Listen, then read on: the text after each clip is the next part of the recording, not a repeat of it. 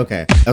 I'm probably going to lose a lot of you right here, but before I begin this, I must say I was unable to finish this game. So this review will mostly be on the first chapter of what I've seen. So with that being said, is Invincible Presents Atom Eve worth its $9.99 price tag, or is it only playable if given for free? Let's find out. Atom Eve is a game based on the comics and show series Invincible.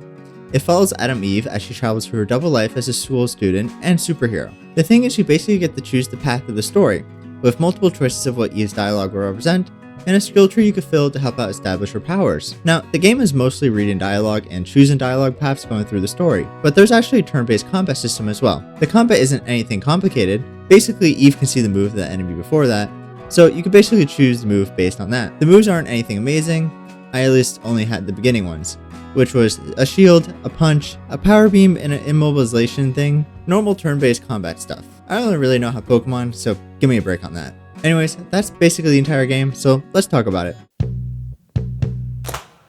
I knew as soon as I started this game, I was not the target audience. The only reason I picked this game was because I love the Invincible show, so maybe this would add more onto that universe.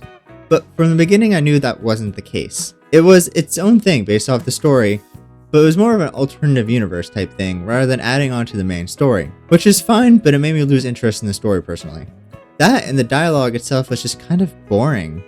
When it comes to the options, they were always quite different, which is good, but I felt it made it hard for me to keep her personality consistent. Also, the options for the dialogue that you choose when you click it would sometimes be different than what you clicked afterwards. I'm no master in dialogue or emotions, so I could be completely wrong with that, but it just didn't feel right or didn't seem right. The combat system and skill trees I barely explored, but it seemed like the combat system relied heavily on knowing the pattern of the enemy and having the player take advantage of that, which made the battles long and not exciting. I also did only 2 battles, so I could be totally not right about that, but that's just the vibe that I got. The skill tree looked cool. It allows the exploration of all paths at once, but encourages only down 1 path or 2 paths to control the story, which I'm not going to act like I know, as I didn't really follow it that much.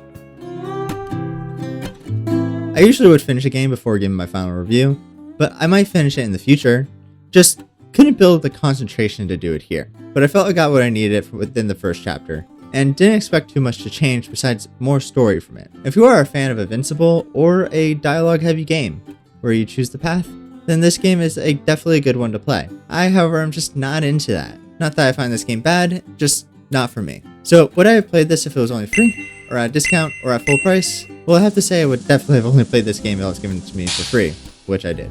I want to thank everyone who has watched this far. I will try not to make a habit to not finish the game before reviewing them, but sometimes they are just long or I can't get myself to finish them. I'll try to review them as fairly as possible regardless if I do or not, but also these are just my opinions and everyone's opinions are different.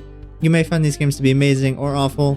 I know I tend to have strange opinions of things too. Anyways, I also want to bring attention to my Discord that I've created and is open to all subscribers with perks if you become a member on Buy Me a Coffee. Thank you guys for watching and I'll see you in the next one.